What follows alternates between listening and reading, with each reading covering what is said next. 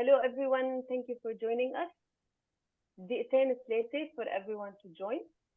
لا يقدروا يعملوا sign in على Zoom and then we can start.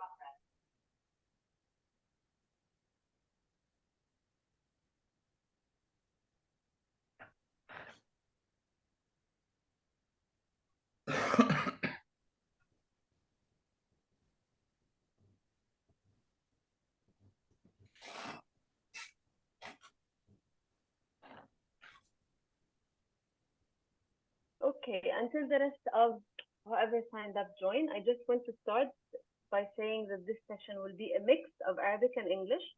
So in case حكينا Arabic and someone doesn't understand, he can just tell us to change to English and I can explain it by typing on the chat. طبعا the chat is available for everyone. Just make sure your chat box is set to everyone so you can discuss. You can ask a question to whoever is in the session. And if you have a question on a bigger picture or a question specifically not discussed in the session, you can drop them in the Q&A. We'll have the last 15 minutes of our session to answer those questions. So today, thank you all very much, Mr. Tamer, Mr. Amjad, Mr. Salman for joining us. Tech and the tech industry is a very hot topic nowadays. لأنه everything we're doing is toward the Bahrain Vision 2030, and part of the Bahrain Vision 2030 is to be the tech and innovative hub of the region. Today, we are going to discuss the tech enhancement in Bahrain. What challenges do we face, the opportunities that we have, and how can the youth be engaged in. قبل ما أبلش with my questions and to drill into tech issues, I just want people to get to know you more. So I'll start with Amjad. Just a quick brief about you. What do you do, and why did you decide to join us in this panel discussion? Sure. First of all, I'd like to thank the General Assembly for putting this together. Again, like you said, technology is a hot topic. I think everyone in some way or form is completely impacted by technology. So for me, being the current manager of technology at the Telecoms Regulatory Authority of Bahrain, I deal with tech on the daily, not just as a user, but also as someone who looks at it from the other side of the fence on policy, on introduction of new technology, on consumer protection issues. So I personally have been,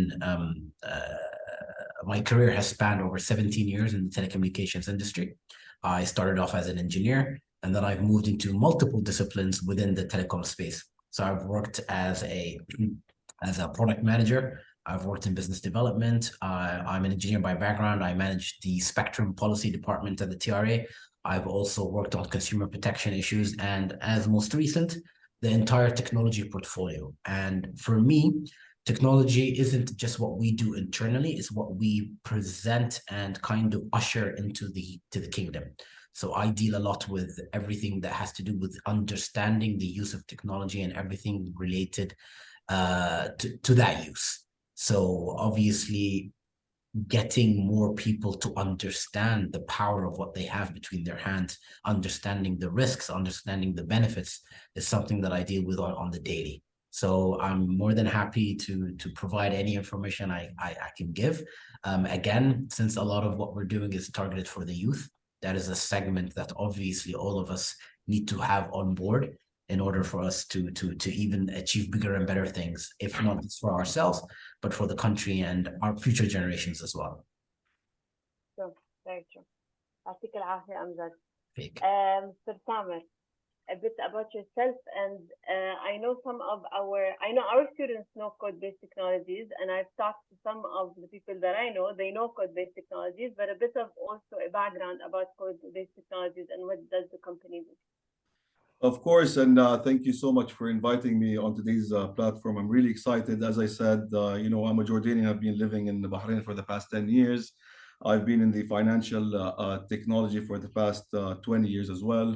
And this is something that is dear to my heart because we work مع عصب الاقتصاد البنوك والfinancial institutions, and that's a pure reflection of the situation on the ground anywhere pretty much you go. It can tell you if we're doing well, if we're not doing well, if these institutes are spending money, they're not, and how we can elevate the experience of people زي ما تفضل أخوي أمجد وحكى. And we can't not turn our heads or eyes on the youth.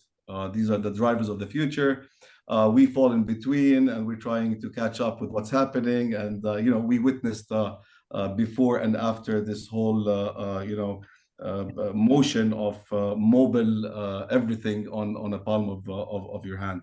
Bahrain, yes, we've chosen Bahrain as our hub basically for many reasons that I can discuss throughout our discussion today. We've been recruiting only Bahrainis.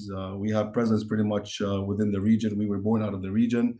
Our head office is in Dubai, but our operational hub is in Bahrain. And from there we've expanded into Jordan, North Africa, South Africa, and we have pretty much a proposition around the region. We build digital banks. That's exactly what we do today, whether it's neobanking, challenger banks, digital arms, and so on and so forth. So basically what we're doing, we're helping mainly financial institutions and non-financial institutions elevate the digital experience for the people for many reasons. Convenience is one of them, the speed that we're living in today. The competition pretty much plays a big role. If I belong to a financial institution today, and another one is coming up with something that is more convenient for me as a person, so no more the old days. I stay with one financial institution. Today it's an open platform. Whomever gives a better service, I will definitely run to it. And Bahrain, of course, if you look at it, the mobile penetration is 100%. Everyone's tech savvy, and that's an amazing place to start and then scale and prove what you have. The regulator is one of the most helpful in the region from my own experience. Bahrain has done great strides in that front. And I want to thank you for having my colleagues here, and I'm excited to see what they have to share with me today, and I hope I can bring the same to the table. Thank you, Leila. Thank you very much, Mr. Tamer. قبل ما انقل لمستر سلمان انا بس بحب to add انه Codebase Technology is a hiring partner for General Assembly. For those Bahrainis that the Codebase Technologies are looking to hire, mostly they come from our graduates. So thank you very much, Mr.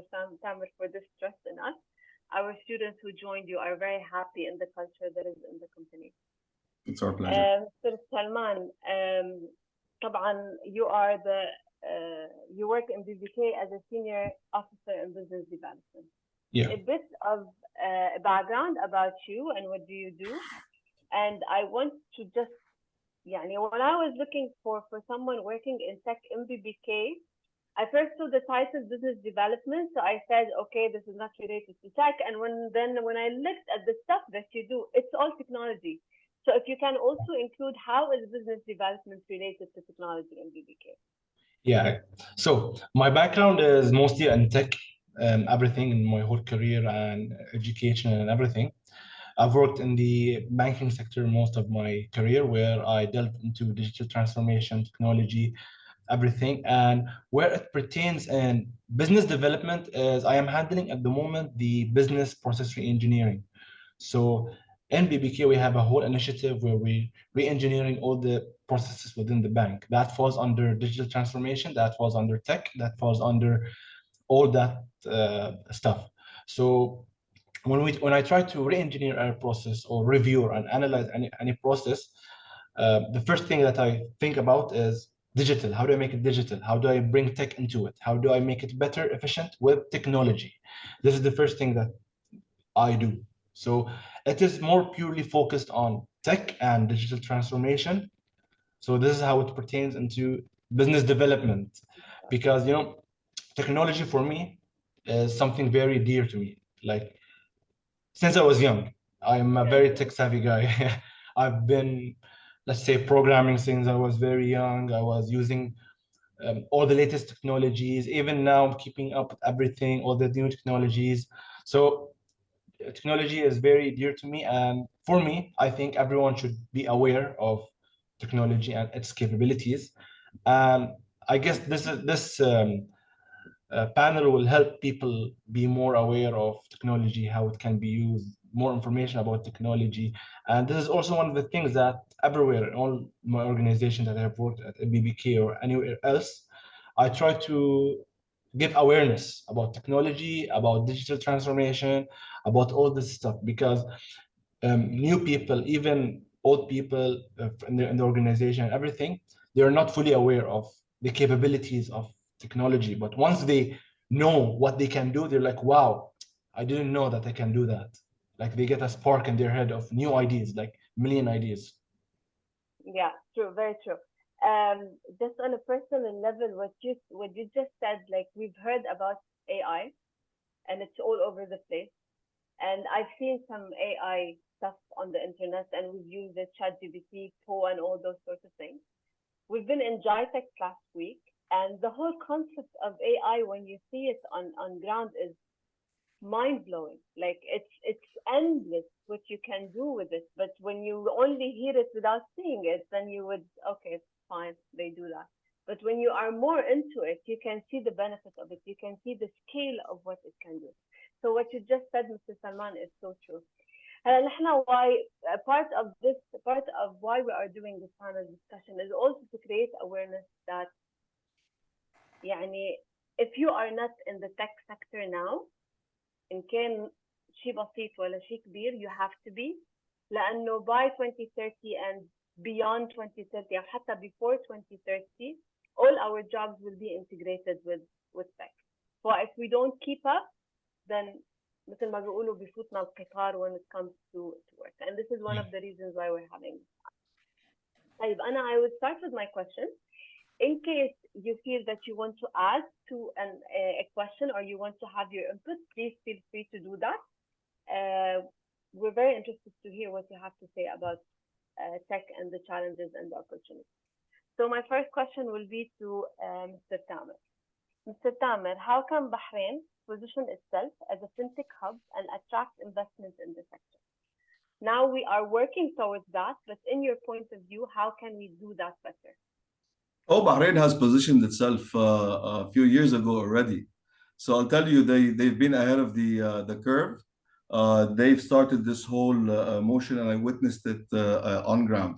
So 3-4 things. Firstly, you need a vision. You need a vision to support and make that vision happen. So Bahrain, Bahrain's leadership has shown for a strong commitment and the vision on the ground, where they ensured that the fintech would flourish. Let's look at the players and the entities such as Bahrain Fintech Bay, for example. Again, I said, Flat 6 Labs and others, with the help of CBB, have all played a big role in setting up that very specific organic environment where financial institutions and the fintechs were able to test, grow, and scale that innovation and bring it to the market, and they have, honestly. This had created, and it does create, a fertile ground for developing and launching those fintechs in specific. Then you have, to succeed as a fintech and a fintech hub, capabilities and workforce. And this is where, we look at the, Bahrain is an organic GCC country, if we take it. We're not talking Levant, we're not talking Egypt. We're talking one of the GCC countries that really offers the workforce on the ground as Bahrainis, natives. And, they have naturally brought innovation and, to the working place. And the country provided, vice versa, those skills and elevated them, nurtured them. And, those talents were prepared and have gone to the market and have succeeded, whether it's an innovation-based economy or not. And, they were included in leading on those strategies for those businesses. This area in specific, again, Leila, is something that, Codebase Technologies does take to heart, and we're passionate about that, and we're committed to the market and its people. And we appreciate, the importance of those people in building those successful fintechs. And they have really helped us do so. We've strategically selected the country as our hub again in the region for the attractive business environment that it offers, the availability of the passionate and capable talents. And our company already boasts a large number of Bahrainis, and that makes us all happy. And when you go out there to those projects, let me tell you what happens. You bring native Arab-speaking people, and against the norm of non-Levant, and I'm saying GCC people, we're having our workforce go develop and do that work on the ground in different various countries, not only in the GCC. In Lebanon, we have projects, in Jordan, in Iraq, in other Levant areas. A good flow of capital is important, so to support those startups as well, the investments, so it does exist in the financial institutions, and to be able to develop those fintech IDs. The support is there, the government is there, the private sector is committed today. Again, the incubators that people can go through to be able to put their IDs and scale it in Bahrain. Again, Flat 6 Labs, Brink, some others that came to the market a few years ago and then did their mission and moved on. So all that pretty much helped. Lastly, creating a strong position as a fintech-friendly nation, promoting its strategic location and gateway from Bahrain into the region, whether it's now into Saudi, UAE, Oman, Kuwait, and others. So, why not into the world after that? I mean, we have implementations of work in the UK today. So even when you say open banking, Bahrain was one of the forefronts, pioneers in bringing open banking into the region. And open banking projects that we've done in Europe under different rules and regulations have taken a big place. Combining all these factors really creates that ecosystem that helps fintechs. And I hope other people that are watching our platform today that wants to come to this region, do the investment. I would tell them, come down to Bahrain and you'll see what this country really offers on the ground. And I remember back in the day, and I'm sure our colleagues remember that big billboard when you come out of the airport that used to say Kbira Al Bahrain.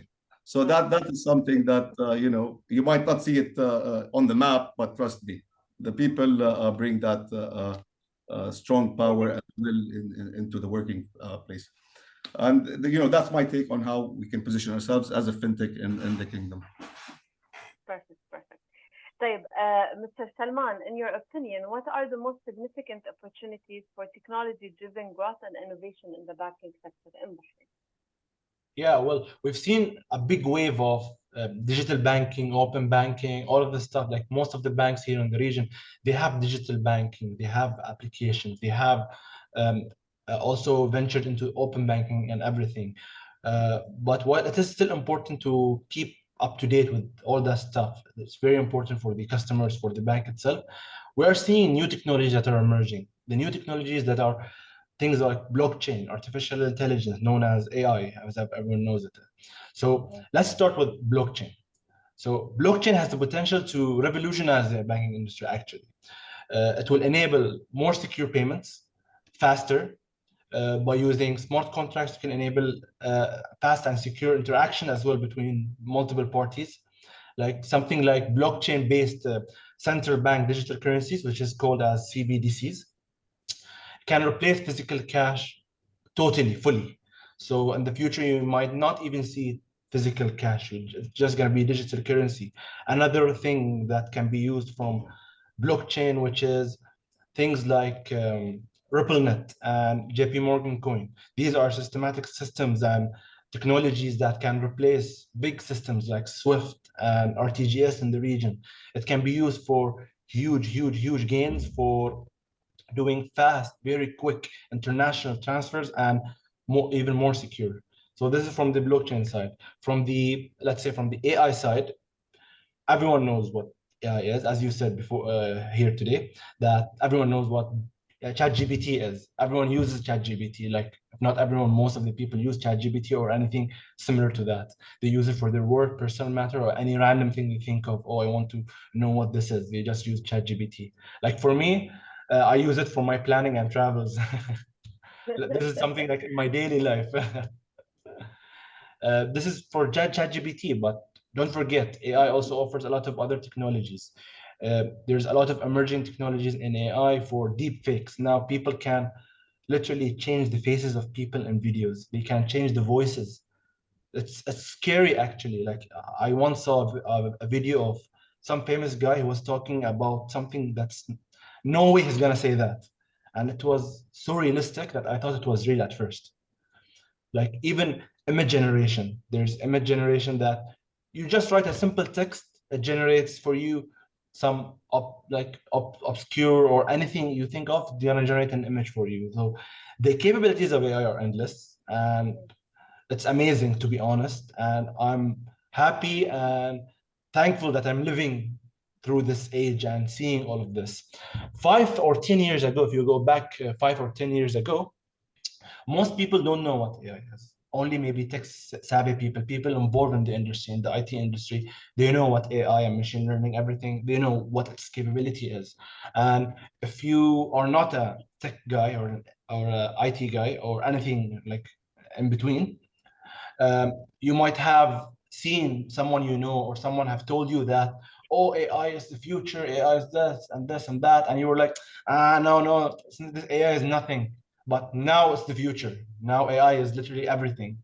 Now everyone knows what AI is, and it's implemented into our daily lives through ChatGPT, through even our social media, where it recognizes your patterns, your everything, and it generates for you your personalized ads. So it's in our daily lives everywhere. I can talk from till tomorrow till 1 week ahead about AI. The possibilities are endless and the topics are endless as well.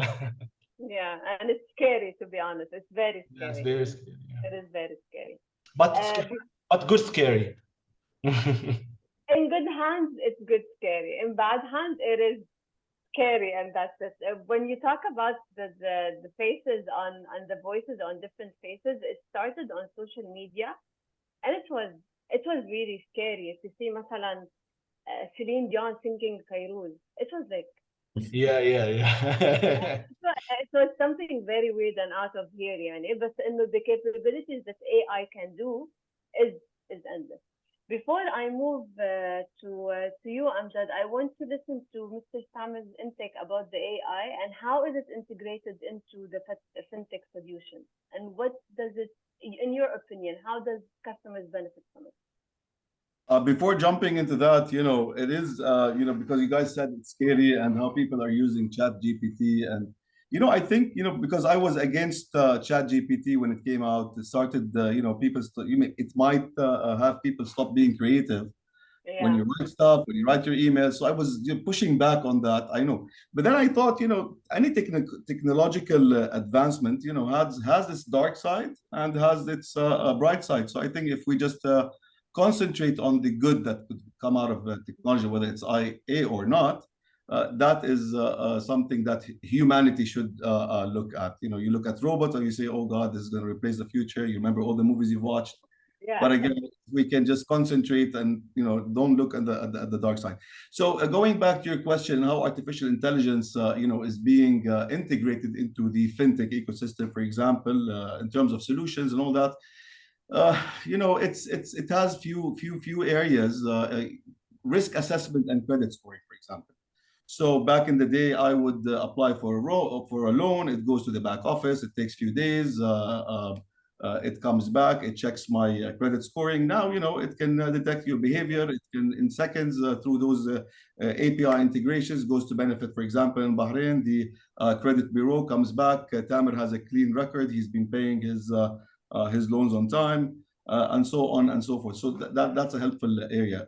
Fraud detection, those algorithms, continuously monitor those transactions and the customer behavior, and it can identify usually patterns indicative to fraud. Other areas, I would say chatbots and virtual assistants and avatars these days. So maybe you can enhance on that. And for example, back in the day, you go to an ATM, instead of pulling an actual person, you can have an avatar, tell you exactly what to do, how to do things. Not everyone is tech savvy. Our parents are educated, but still they don't know how to use those channels. It comes into play, and it could help. AI powers those chatbots virtually, the virtual assistants, and can provide those customers with a 24-hour support. So that's something outside the norm, and it's convenient. Answering questions, assisting with any type of transaction, and providing those personalized financial advices. The algorithm in trading, I'm sure Salman is into these things. I've been reading about it. I'm in between, two different age groups. So I wanted to educate myself more on that. So it can analyze the market, and the data and the trade, those trades and the speed and frequencies that come back to you and tell you exactly how to trade, when to trade. That is time. The time constraint is gone. So today you can make a decision, do the investment you need, and it can do that in a timely manner. Personalized, recommendations. AI can, analyze the customer data to offer tailored product recommendations for you, such as investment portfolios, options, insurance plans, saving strategies, and it helps basically customers make informed, most importantly, informed decisions.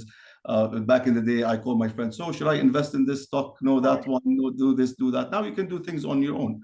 And customer insights. So, AI-driven analytics can provide fintech companies with valuable insights per se into customer behavior and preferences, allowing for development of more customer-centric products and services. So yeah, it's playing a big role, and it's being integrated from what we are definitely doing with financial institutions today. Part of the portfolio is the IA coming in a big way, and it's moving fast. It's moving fast. It's more than I can comprehend, and I've been in the field for pretty a good number of years. True. But now with the tech, عصر التكنولوجيا, we have to be as fast as we can. This is the industry now, and it's making people impatient. You send people to the WhatsApp message, you're like, you didn't answer. I'm like, okay, when did that happen? It's like, I want to take my time and all that. True, very true. طيب Mr. Amjad, طبعا none of what Mr. Salman and Mr. Tamer when they talk about the AI, when they talk about the open banking, the financial sector, the fintech, and all of those sorts of things. None of this will happen, or none of this is feasible طبعا without the efforts of the TRA. لأن the TRA, they overlook all the providers of internet and 5G and all sorts of things. So I need to ask you, what are the key challenges faced by Bahrain in enhancing its technological infrastructure and digital ecosystem, and how are you addressing those challenges? Sure. Well, first, to just give some background to what we actually do. So the TRA, in essence, is a regulator. And what the regulator does is ensure that you regulate a market for it to be healthy, for it to have, to be innovative, and ultimately be able to serve its society or its community in the best method. Now, with us regulating the telecommunications industry, the way we look at it is there's a couple of checks that we have to have, checks and balances, for us to have a healthy telecommunications market. First, there's technology. So what technologies are we ushering into the market? And one of the things that we pride ourselves, and for anyone who's visited Bahrain or lived in Bahrain, is that we're a very well-connected country. If it comes down to whether it's mobile services or fixed services, you've got a connection no matter where you are in Bahrain. Again, with 5G being the newest, let's say, radio communication technology, we've done very well. We've got 2 operators that provide 100% coverage across the nation, and a third operator that is not far behind with 93%. But the issue now becomes, it's not just about connectivity, it's about what can you offer on top of that. And this is where what Salman and Tamer were talking about, it's all the additional services that take connectivity to the next level, where you are now working to be more productive, to do stuff that is even taking your step or your business or your education to a whole new level. And on top of that is what we also do. We ensure that we have a very healthy market that encourages healthy competition. Again, operators are available, they provide services, and when you have a healthy market, they compete in lowering prices, in being innovative, and providing services that can actually benefit everyone else. We ensure that there is no abuse. I love the fact that Tamer said, well, let's focus on the positives of the technology, but there is a huge dark side, like Salman mentioned, to this technology. There are concepts of deep fakes, fraud, and with technology, these bad players get even more creative, and that's where we come in. We ensure that we have a legal framework and a very consumer-driven protection framework that looks at ensuring that we have the right checks and balances to avoid issues. We do a lot in terms of awareness and just educating people at different levels, as low as programs that tackle high school students, elementary students, and then we do it as well with universities, and we go all the way up to the government. We're one of the leading consultants to the government when it comes to technology and the adoption of technology. And then on top of that, we also, again, we have the emerging tech. Historically speaking, one would say that the entities that were responsible of introducing new technologies to a country would be the operators. And then again, in the past 10 to 15 years, that was changed with the manufacturers, the Apples of the world, the Googles of the world, people who started providing end user devices. And then on top, then you move forward a few other years, there was the OTT players. So all the big tech companies, the WhatsApps of the world, again, people like Instagram and all these content platforms, now they're driving a lot of the technology. So as a regulator, I've had to adapt. And now it's not a point of me just sitting back and watching what the market does. I need to be proactive. So in terms of ensuring and making sure that the infrastructure is ready, I need to always be at the forefront of understanding what technologies, what roadmaps I need to have at a country level. I need to be able to have systems in place. And when I say systems, we need to ensure that they are resilient, that they are strong, that they are capable to withstand all of this new work that is being done on top of our networks. COVID-19 taught us a very big lesson, and alhamdulillah, Bahrain was able to deal with that in a very good manner. If we had to ensure that our services, our networks were robust. All of a sudden, everyone is at home, everyone was spending more time online, more services, consuming higher qualities of video, doing much more, whether it was through Teams, online presentations, online education, everyone was there. And Bahrain feathered very well. And that was only done, or I could say that was only achievable because of the stuff that we've been working on over the past 10 years. And credit goes to not just us as a regulator, but also about the entire ecosystem. So a digital ecosystem is as strong as its weakest link. So for us being the regulator, yes, we work with policy, we work with government, but we also work with technology players, the vendors, the operators, and ultimately the other stakeholders, which are the consumers as well. Once you've got an entire ecosystem that is on the same page, that understands, and we can have these open discussions and we can cross-collaborate, that's fantastic. And the reason I mentioned cross-collaboration here is when Tamer mentioned that, for example, the CBB has done super fantastic stuff on the financial world, we actually cross-collaborate with them to also tackle innovation.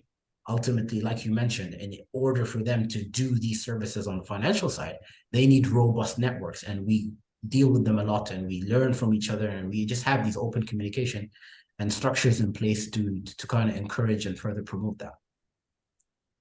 Well said, Amjad. If I may just say a few things there, because we also work on these technologies, and usually technology comes before regulation. It's really tough that period, when the regulator needs to catch up and do the necessary. And then you look at social engineering, and I think personally, what I would like to see from the market is not only in Bahrain, it's across the board, is education, right? Education plays a big role on what to expect, what type of fraud is out there, and what's happening and what not. Me myself, I fell into the trap, at the beginning when benefit pay started. I used to get those messages saying, update your blah blah.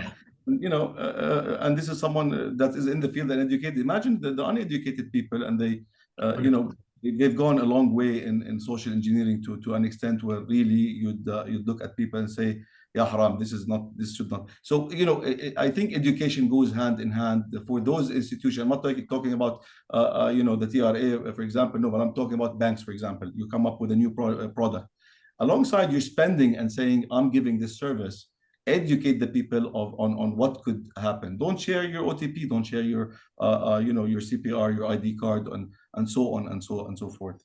I just wanted to add that because No, no, you're Thank you. absolutely correct. Relax. Education goes a long way, and education and awareness in general. People need to understand not just the technology itself, but everything connected to it and everything that revolves around it. It's a very big part of the things that we do. We've got a consumer protection department that is very active in dealing with online protection and how to make sure that when you are doing anything on the online space, you are aware of the consequences and ramifications if things go wrong. So yes, education is very important. Education here it has so many different levels. So you've got education of the technology itself, education of how to use it, education of how to deal with the situation if it happens to you. So all of that goes into play. Absolutely. Thank you. This fraud messages and stuff are always evolving with the evolve of technology. Like the way they try to trick people is different every day. Every time a bank or a benefit pay or any entity tries something new, they find a way to try a loophole to try to go into it, and anyone can go into this trap. I've Right. been there once. I'm sure that my parents have been there. My friends have been there. At the beginning, I was shy to say it, like someone like me gets into fraud, but the mentality that they have and the techniques that they use and Yes. the use of technology in what they do is really like something evolving by day. So yeah, this is a very important I point. think that like these days, like awareness is way better than previously. Like less people are being caught from these frauds and everything. So awareness is getting better from every side, from regulators, from banks, from companies, from organization, from even people. Like this person is telling his brother, his friend, his mother. So awareness is getting better on this topic. Yeah, yeah, I do agree, especially with the increase of fraud, not only in Bahrain, like all over the area. Then Yeah. yeah, people start talking, and social media is helping a lot. People start sharing and be careful. They hacked WhatsApp, and for a while they were hacking WhatsApp and taking like money from people thinking that they're friends. So again, when people talk, then people would be more aware. It's not only, I don't consider it only the responsibility of the bank or the regulatory system or a specific company. I think it's a mutual effort of all the community that we need to bring awareness to, like this is happening, please be careful and stuff like that. طيب, Mr. Amjad, before I move to another question for Mr. Tamer and Mr. Salman, there's always a place for enhancement. So in your opinion now, where we are now, what kind of opportunities are there and how are we leveraging them? And when I say we, we're talking about TRA and the thing. Okay, so just to get clarity here, you're talking about enhancement of services or enhancement of the ecosystem. The ecosystem, fantastic question. So again, by nature, a lot of different entities do work. They all do their own thing. They all excel. And that is fantastic. And like I mentioned earlier, you're only as strong as your weakest link. It's fantastic that single organizations, be it the TRA, the CBB, the individual banks, the different companies, the SMEs, they're all doing fantastic stuff. But in order for us to reach even higher levels of success, higher levels of maturity in whatever we do, as a country, do we have open platforms that encourage a healthy ecosystem? Our ecosystem can always be improved. And the reason I say that is because in Bahrain specifically, there are many entities that cover a lot of stuff, and you probably have faced it yourself, where you could see one initiative that is being tackled by multiple places. So I believe, for me, and even us at the TRA, we're actually promoting this. We need to have even bigger partnerships in terms of not just at a governmental level, because again, TRA is seen as a governmental entity or a semi-governmental entity, but this should also cross over to the private sector. So one step is to look at PPEs, so public and private partnerships. That is something that needs to happen across the board on many initiatives, not just on the policy high-level things, but even that drill down to the minute initiatives that happen at the country. And now that you start to look at these new technologies with all these new threats and all these loopholes, and like you mentioned, people in benefit getting scammed, so it has an element of data protection. It has an element of fraud. It has an element of understanding the technology, trying to be able to distinguish between what is a fake. So there are so many aspects that not what just one entity could deal with. It has to be a collective effort and a collaborative effort at that. So in terms of how we're trying to tackle it, we've been looking at different initiatives that promote strategic partnerships between us, ourselves, and different entities, be it the Economic Development Board of Bahrain, which individually they're tasked with looking at foreign investments. But then you've got us, who I'm the custodian of technology, so we work closely with them. Then there's the central bank. I can give you an example. So the central bank led on its regulatory sandbox that was specifically designed to tackle the new technologies in banking. So a lot of the fintech world, blockchain, cryptocurrencies and all of that. We actually learned from that and we adopted our own regulatory sandbox that was designed for telecom and ICT. So we built that partnership, we learned from them, we did something and we did it. And now we have an open communication with them to even usher more newer technologies into the country. So that is something to do. Then there's also the concept of digitization of the entire country. Now, Salman mentioned earlier that banks and he's working with digital transformation, and that's fantastic, is because a bank on itself has a lot of digital platforms and it's about processes reengineering. But there are so many sectors in Bahrain that, historically speaking, are not digital. They are non-wireless. They are the oil and gases of the world, transportation, agriculture. These are people who you need to onboard for them to understand what technology is. How can they turn manual processes into digital processes, creating all these huge data sets, and then you start feeding them into AI platforms and extracting valuable information. So all of that will only happen if everyone has an open communication, an open cross collaborative framework that encourages each one and to learn from each other person's experiences. Once you do that, I don't expect someone like Babco to be an expert when it comes to building a communication network. That would be my end. So I would have to lend them my expertise and we work with them closely on that matter. So leveraging on what we already have is fantastic. Yes, we are a well-connected country, but in order for us to even go a step further, we need to start building these partnerships and strategic teams together to even take it to a step further. So that's how I look at leveraging on building an even more productive ecosystem. Yeah, I totally agree. Would you like to comment on that, Mr. Tamer or Mr. Salman? Collaboration, I mean, this is a government entity.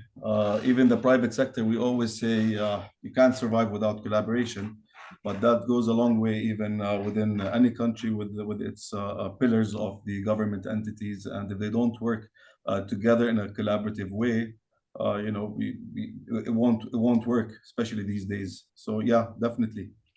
I want to put one more point to what was Amjad saying. Like, he's right. Some fields here in the industry, especially in Bahrain, are, let's say, digitally evolved and everything. Things like the banking industry, the financial industry, even the communication industry, from technological perspective, they are like evolved and they are transformed digitally. But other sectors like the oil and gas, the transportation, everything, he is correct. Collaboration is one tool to make digital transformation, let's say, pop in these industries. But another thing that is very important, which I think that those industries don't have, which is competition. Competition for technology. Because I think in all of those industries, I don't think that any of these entities in those industries, they are actively looking for digital transformation and stuff like that. So on top of partnering with, let's say, people, with the organization, with regulators, with fintech, financial, technological companies, startups, and even big companies, on top of that, you have to have healthy competition between entities in any industry. So once one entity in an industry starts, it's going to just keep on growing. This is how the financial industry grew, and this is how the communication industry grew. Like, I don't think that any of the industries here, financial or communication, even outside, if you compare Google, Facebook, Amazon, if there's no competition, I don't think that we will have seen any of the innovation in the world that we have seen right now. For example, Bard, which is basically a ChatGPT for Google. We would have never seen Bard if ChatGPT didn't exist. And we would have never seen the evolution and improvements in ChatGPT if no alternatives were been made like Bard and other solutions in the market. So healthy competition is key for digital transformation and having a digital future on top of what Amjad was saying. Sure, sure. Very good insight. طيب, Mr. Tamer, we talked about AI and we talked about like if I'm applying for a loan rather than going to the bank with employees, AI would help speed up the process, chatbots, and all sorts of things. Other than those advantages, what does fintech offer compared to traditional financial banking? And how does it benefit customers in Bahrain? That's a question that touches everyone. See, if I'm selling those solutions or not selling those solutions, I'm a user by the end of the day. So, we can all ask ourselves, what are we looking for, right? So accessibility and inclusivity, that's one. You have from the other side, cost efficiency, innovation and convenience, personalization, speed and efficiency, again, security and transparency. And we can break them down. So fintechs, if you look at accessibility and inclusivity, fintech solutions are digital and mobile friendly or mobile friendly, making financial services accessible to a broader population, right? If we look at Bahrain, maybe it's a bit unfair because the population of mobile penetration is 100%, and other countries do not have that aspect. So, giving that large portion of the population engaging with those financial services and giving, the options to those that might currently be banked or non-banked. And, financial inclusion is a big thing. But if you're included, then, you take it one step further. Even Bahrain's advanced today, right? So I'll give you a recent proposition we've done in the country. You guys know Bahrain Credit, BCFC, right? So, go ahead, download the new app, and, have a look at what you can do at your own time, convenience, sitting at the couch. You want a credit card? You have it. So one of the first in the region is the instant credit card issuance. That's an underwriting in just under 2 minutes, right? So if I can do digital onboarding as part of my proposition, and as much as I would love to sell you who Codebase is, there's tons of companies that do that. What's important for me, and this is how I talk to our partners, and I want to say customers because it's a partnership that goes a long way, is how you can utilize the technology. You can take the technology from company A, B, C. How can you utilize that? How can you work with them on a value proposition, right? It's not about getting a technology off the shelf and just putting it there and then not know what to do with it. You can pay millions of dollars or you can pay $100,000. How can you utilize it and use it adjacent to that company's aspiration in what they want to do, given their short, mid, and long-term strategy? So that's one, the accessibility and accessibility, as I said, credit card issuance. In under 2 minutes, I'm able today to digitally onboard myself. I'm on the platform. Would you like a credit card? You press that button. It goes. It talks to the, like in Bahrain, to the credit bureau. Yes, stuck. It comes back. You have it virtual. Go ahead and use it on any e-commerce platform. The day after or the next day, Airmex can deliver that physical card to you. So I would say that is amazing by itself, where you can access and do that. It starts with credit card, right? So that's one portion. You can do payday advance. You can do buy now, pay later. You can do car loans. So today, this bank connects with an agency or a car agency. I can go ahead, take a look, say, oh, you're eligible. You have this amount to go and spend. Yalla, 10,000 BDs, for example. Choose the color, do all that, and you're all set. cost efficiency. So, fintech companies typically, operate in a lower overhead cost in comparison to traditional ones in terms of FIs or financial institutions. As a result of that, these savings can be passed on to customers where you can enjoy reduced fees, right? So if I can do a lower cost from here, I can benefit my customer, attract more people to come on board. Better exchange rates, again, can play a role. So you can display it. So 2.5%, no, come 1.75% in lending costs and savings. So, you can compare digitally and go all the way to remittances and digital banking and to the in comparison to traditional channels per se. Innovation and convenience. Convenience, of course, goes a long way. I might pay more to get more convenience, right? So, for example, back in the day, 10 years ago or 15 years ago, they had an ATM located in a remote area, but the fees were higher. I'm going to pay it because there's only that one and I need it. So it plays a role there. So fintech continuously introduces those innovation and innovative technological services, mobile payments, robo-advisories, peer-to-peer lending platform. So in Bahrain, we've seen a number of fintech initiatives, such as launch of Ila Bank, right? NBB's digital offering, BCFC. Inshallah, BBK Qariban Salman will hear from your side. Don't feel left out. It's dear to my heart. I'm a user of BBK, so I would like to mention them as well. So, these digital alternatives have made financial transactions, and management more convenient to the customers, convenience to the customer, saving time, effort, and cost. I think this goes without saying.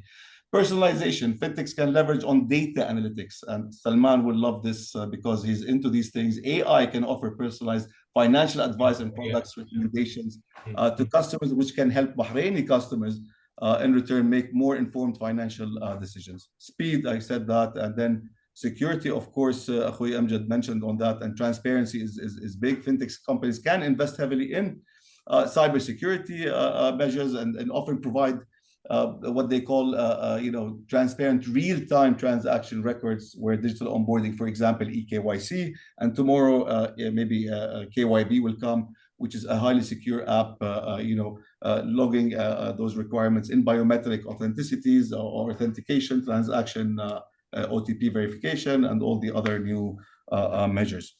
So yes, I mean, those services, it's amazing, and they're unique, and they do give a lot of advantages to the customers and to the service providers. الخير لقدام مثل ما بيقولوا كمان لأنه with technology everything is evolving by the It's too fast. Yes. Now Too fast. Yeah, too fast. طيب Salman, this is a bit of a ما بدي أقول personal but a very specific question. طبعا نحن at General Assembly we have a lot of graduates from technology, whether software engineering, data analytics, UX design, data science, product management, and so on. And Bahrainis are in love with the banking sector. So we have a lot of graduates who are very specific, and their dream job is to work in the banking sector, whether it's the normal bank, the fintech, but that sector specifically.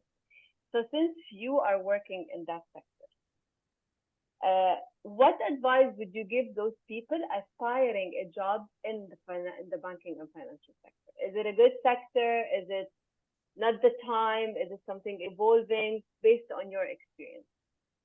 Like the bank sector and the financial sector as a whole has been growing a lot since, let's say, 50 years ago till today. It keeps on growing. It doesn't stop. So it's a very great industry to work at, to build a career on, to learn from. Even there's a lot of advantages of going into the banking industry. But my advice mostly is to, when you go into the financial industry, whether you are in the IT field, not IT, your audit, your finance, your whatever is your field is, implement or integrate technology into your field of work, because technology, is something very important today and will be more important tomorrow.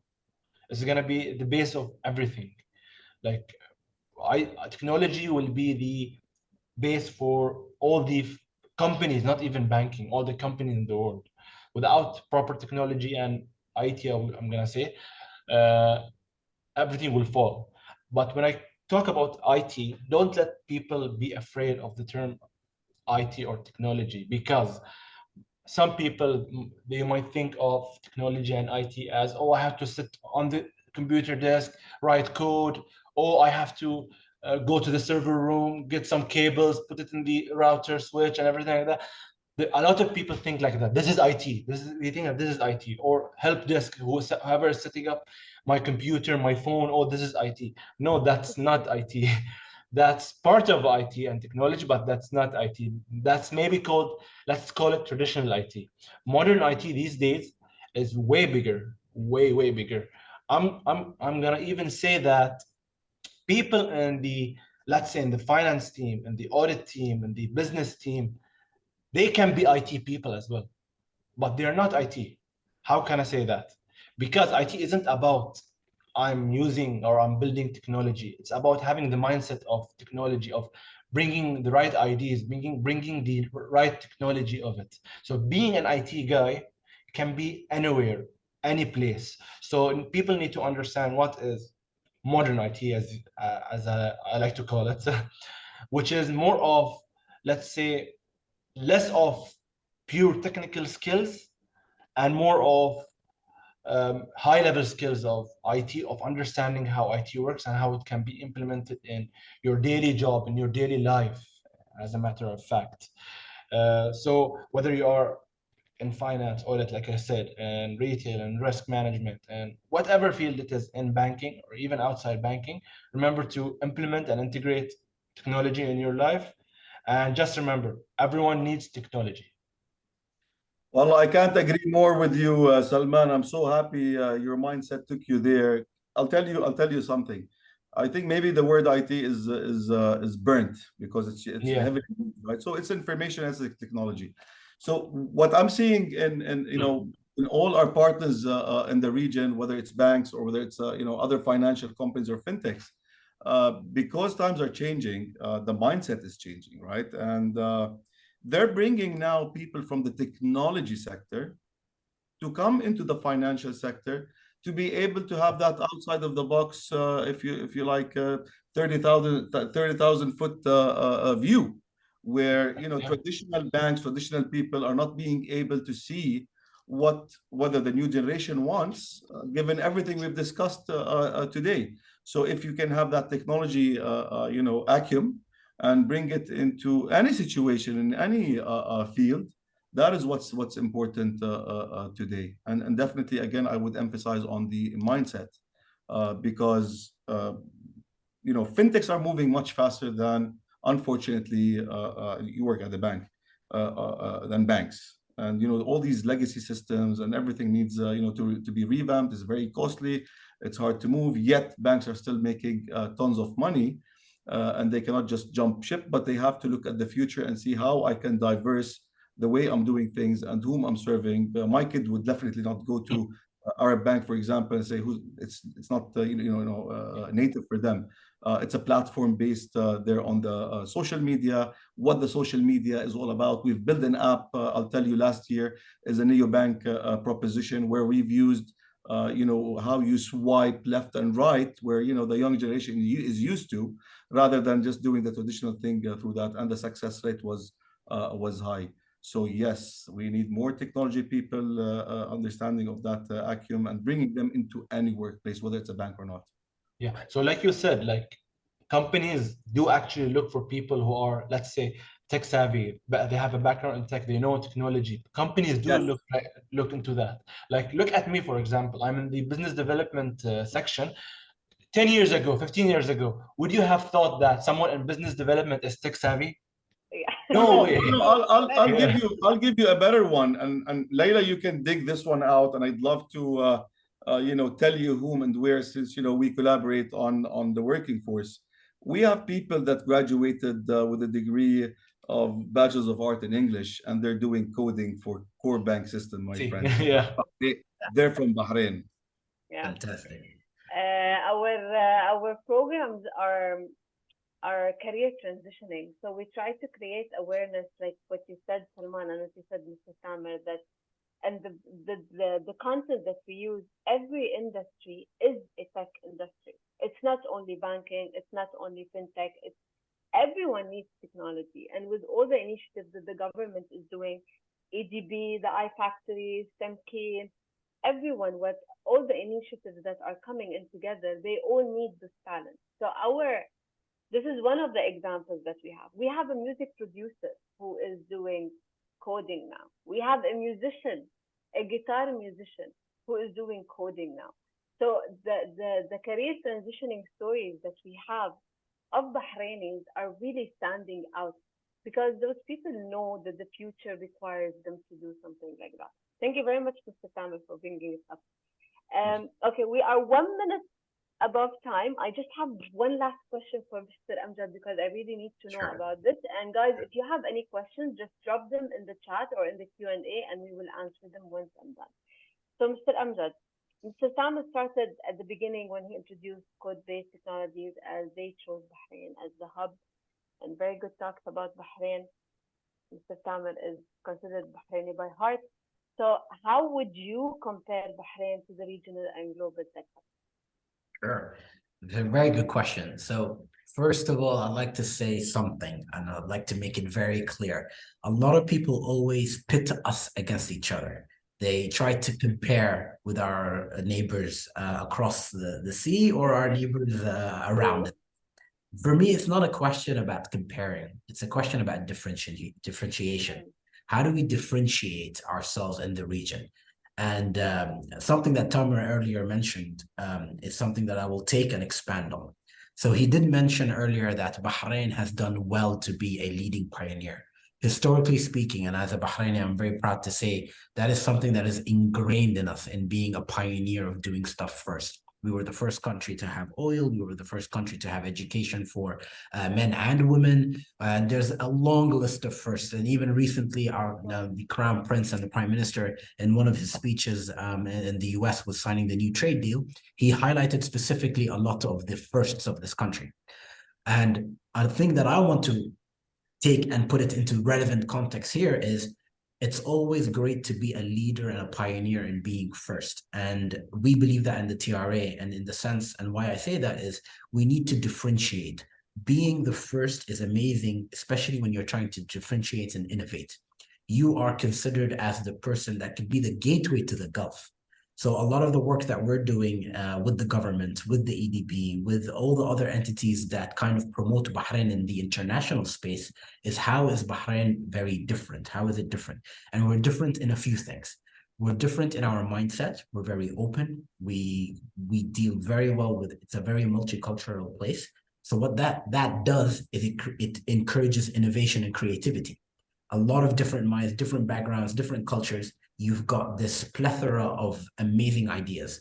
So taking them and adapting them into our different industries is where we see us leading on finance, where we see us leading on telecoms and stuff like that. So that is something that I definitely would like to just push out there and remind people that we need to double down on that, on being a pioneer of change, a pioneer of innovation, and a pioneer of doing things differently.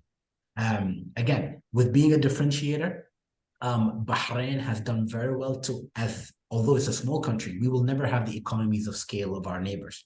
But because we are very innovative and creative, we'll be able to place ourselves as an attractive market to come and test new innovations, new technologies. And once you are in the region through Bahrain, we can open doors for you to even bigger markets. So Bahrain has placed its position as a welcoming, open, friendly environment that has everything in place for you to test out new services, to come up with new ideas, to test them out, and also ultimately be the gateway to the rest of the Gulf and ultimately the world. Something that we pride ourselves in is in being an innovator in technology is we've actually, another first that might not be public, but we have done so well in the telecom base where we are now attracting big companies like AWS, like Starlink, which is Elon Musk's communication arm under SpaceX. We're the first country in Asia to license them in the region.